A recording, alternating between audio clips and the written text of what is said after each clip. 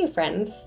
So October is ADHD Awareness Month, and in true ADHD fashion, I wanted to slide in here at the very last minute before October's over to talk to you about something that's really personal and close to my heart. And it's kind of different than the typical content I make. As some of you may know, but most of you probably don't, I have ADHD. And so I wanted to share with you my story and also how ADHD has impacted my life, and perhaps shed some light on some of the unseen struggles in hopes that me being transparent with you can maybe help someone else. I won't get too detailed into my background because, I'm 35 years old and there's, years of my ADHD journey. But I will say that I was diagnosed when I was 8 years old after a very long testing by a psychiatrist. I always struggled in school, friendships, life, and I was a very anxious kid. I was naturally a very mild and sensitive little girl, so these struggles were often dealt with and even harder to handle internally. Most days I would come home from school and I'd be crying and feeling like I was stupid or somehow flawed compared to the other kids. I was heavily bullied, as if having freckles and glasses and red hair wasn't enough of a target. I was also bullied for not being at the same level as the other kids. Thankfully, due to my parents being very proactive and advocating for me, they pushed for testing, and I was diagnosed with ADHD very early in life compared to a lot of people. So we spent the next 8 years trying different medications, and many, many more years finding coping skills to help me to thrive with my ADD instead of fighting against it. But of course, that wasn't the end of my internal struggles for me, because those struggles will always be lifelong. I spent most of my teen years clear into my adult years unmedicated because I was fine. I was figuring it out. I had the skills to get through it by myself, all while silently drowning. So this is why I think that this video and ADHD education in general is so important, because I've talked to far too many adults who have spent decades thinking that they were broken or that something was wrong with them, when really they probably were struggling with ADHD and with the symptoms that come along with it. So I hope that if you can do anything, if I can do anything, I hope that it's to encourage somebody else to get curious about the struggles that you're going through, researching, asking questions. And if you think that you maybe just aren't like other people, or you just can't be as successful as other people are, I really hope that you'll get curious and that you'll search out some answers.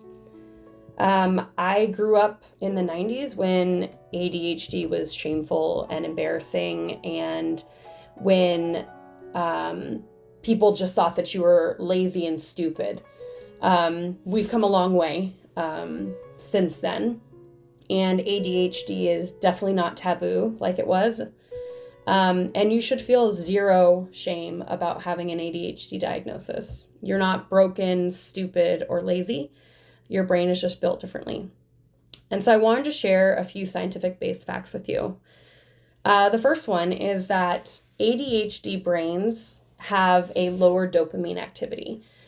Studies showed, dopamine is actually the motivation and the reward chemical that your brain puts off. It helps your brain feel satisfied when you finish a task. And studies show that an ADHD brain actually produces dopamine at a much lower level than a typical brain does. And so the reward center of my brain does not function the same as your brain, which makes it much more difficult to initiate tasks or follow through, even staying focused and even having the drive and motivation that a neurotypical brain might have. Of course, my cat decides to join us. So the second scientific fact tip is Our prefrontal cortex, that's the part of our brain that manages focus and time and organization. And it too works differently. And studies actually show that it's smaller than a typical brain. So Dr. Amen, who is one of the leading researchers in ADHD, and he's a medical genius in his research for ADHD, he does what's called a SPECT scan, and it's a brain scan. And he does it on both neurotypical brains and an ADHD brain. And time again, his results show that the prefrontal cortex of an ADHD brain is built very different. Oftentimes on these scans, it will show up in hot colors like red, orange, and yellow, as opposed to like a typical neurotypical brain would light up as like a green, blue, and purple coloring. There's even a term that he's given it, which is called the ring of fire. And this is actually seen most commonly in a neurodivergent brain because it's common to have a struggle with higher emotions and anger. And so the scan will light up red. And these results of these scans very clearly explain why it is an ADHD person may struggle with regulating attention, behavior, and emotions more than a typical brain person. The third point is about the connections and the networks in our brain. So an ADHD brain has stronger connections in the creative and emotional networks. So if you have the privilege of knowing an ADHD person, you will notice that we often have many hobbies, many interests and skills. And from a neurotypical brain viewpoint, it may seem like we are lazy when it comes to the important things. But we can be focused and capable when it's something that we like. There's a reason for that. Not often, there's a reason for that. When we like what we're doing, we get a dopamine hit in our brain. And our brain is already severely lacking that naturally occurring dopamine hit. So we focus on the things that we know will make us feel good. Doing the dishes is probably not it. It's probably not going to give the same dopamine hit that maybe painting or working on a puzzle will. So let's get back to real talk, the transparent and vulnerable talk.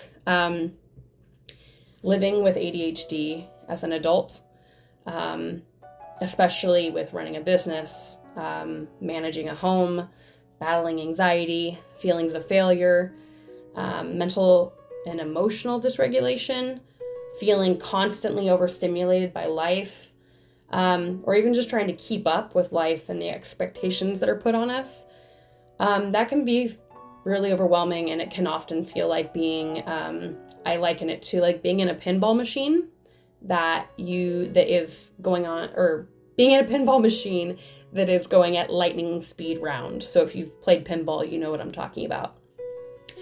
But it's also taught me to lean into my creativity and my hobbies, to find coping skills so that I can thrive with my unique brain, and never to see myself as broken or flawed.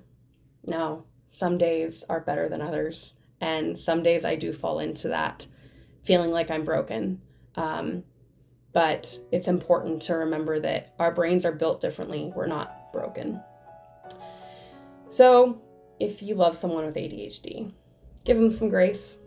I understand that our perceived flaws and how we don't really fit into society's expectations can be frustrating and overwhelming for you.